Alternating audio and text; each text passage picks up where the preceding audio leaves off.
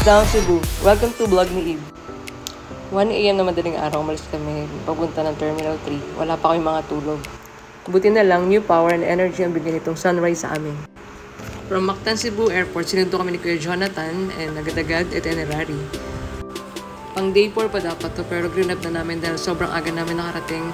1 o'clock pa ang check-in sa hotel. Ang ganda dito, this is Raw Flower Garden. Ang gaganda ng mga bulaklak at Instagrammable yung place. Second namin pinuntahan is itong Temple of Leia. Tinatawag nilang Taj Mahal of Cebu. It symbolizes ang dying love of husband sa kanyang wife na si Leia. Bago kami ihatid ng hotel, dito na kami nag-lunch sa Karkar Lechon. Panalo yung lechon nila, juicy and ang lutong ng balat. Nakapahinga na kami sa hotel. This is our second day. Biyahe naman kami ng mga 2 hours mula Primeway Hotel hanggang doon sa Mantayupan Falls. Habang nasa biyahe, hindi ko mapigilan na mag-video at magkuha ng picture kasi ang ganda ng tanawin, grabe. At ayan na nga, andito na kami, Mantayupan Falls. May entrance dito na 100 and 150 pero yung guide na namin yung nag-a-assist kasi kasama na siya sa package. Bali siya yung nag-guide sa amin at siya na yung nagpipila sa mga entrance, mga babayaran. Dati daw is malakas ang flow ng waterfalls dito. Since mainit, kaya ganyan lang yung tubig. Dalawa yung falls na yan. Meron sa baba at meron din sa taas.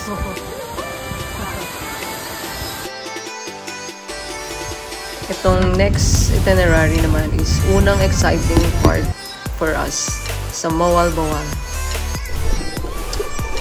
Grabe, napapanood ko lang to sa video, sa YouTube. Yan. Amazing experience to. Grabe, kala ko hindi ko may experience to kasi hindi ako marunong lumangoy. Silang gagaling nila lumangoy. Ako naka-live vest pero pinaghandaan ko to by the grace of God. Yan, gawa ko ng walang live vest. At sa tulong na rin ni Kuyang Guide. Galing. Dito naman maluha-luha yung aking husband dahil sa kanyang kagalakan ng puso niya na nakita niya tong pangarap niya kasi talaga maka-encounter ng sea turtle.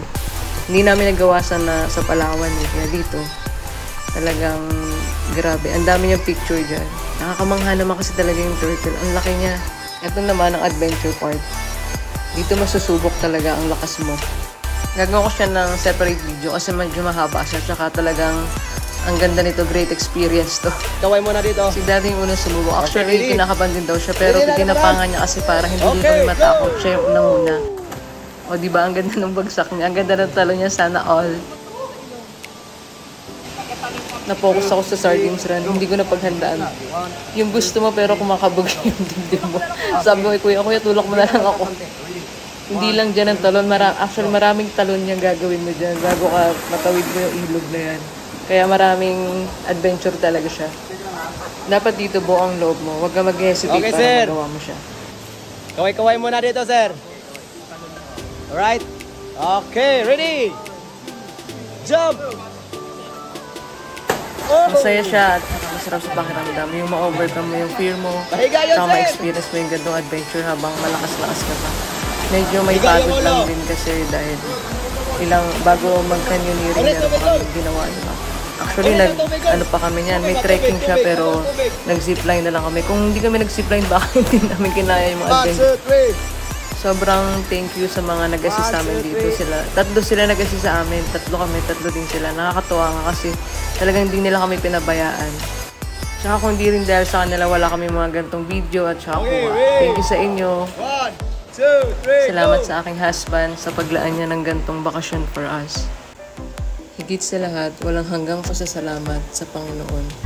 Sa kaloob niyang kaligtasan, sa kaloob niyang unforgettable experience na to, tsaka sa mga kamanghamanghang bagay na likha niya na kinamamanghaan natin. Siya lahat to.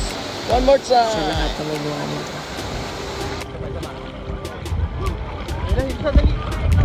Sige sa kameraan. Sige dito.